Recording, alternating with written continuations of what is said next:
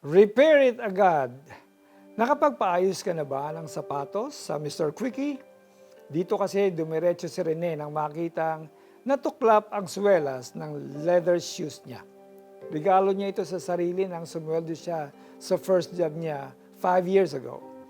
Sobrang alaga niya rito na pagka-uwi sa bahay, nililinis niya ito agad. Ang paniwala niya, kapag inaalagaan ang gamit, magtatagal. After the shoe repair expert work on his shoes, good as new na ulit. Sulit ang binayad niya dahil it means na mas matagal pa niyang magagamit ang sapatos. Wais na mister. Sadly, he is not as wise when it comes to repairing his relationships. He and his wife Marisa have been having disagreements about finances. Umaabot ito sa hindi pagpapansinan. At itong last 3 days, sa living room na natutulog si Rene. Marisa felt so hurt. Neither of them wants to budge and say sorry. As a result, imbis na magkaayos, mas lumaki ang lamat sa relasyon nila. Rene should take Apostle Paul's advice to the Ephesians about anger, which can be applied to rifts in relationships.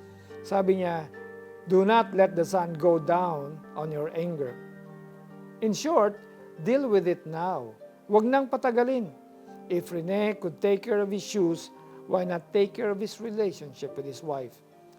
Does any of your relationship need any repairing? There are some things na hindi marirepair ni Mr. Quickie, but we can always come to God and say, Lord, help me deal with this.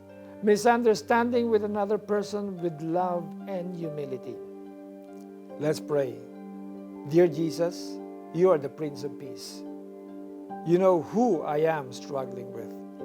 Please help me repair the rift that we have right now, knowing that it is what you would want me to do.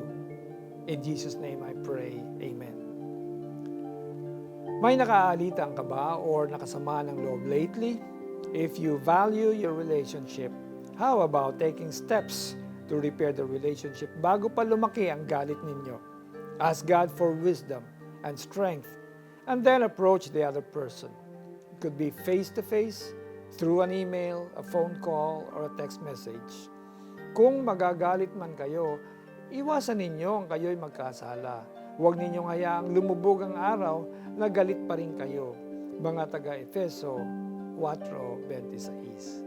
Ako po si Bishop Alex Tinsay na nagpapayo sa inyo yung pong misunderstanding, miscommunication sa ating pong mga asawa, dapat ayusin natin ng maaga para hindi magkaroon ng pagkakataon ng kaaway na palakihin ang ating mga misunderstandings. God bless you more and have a wonderful day ahead of you.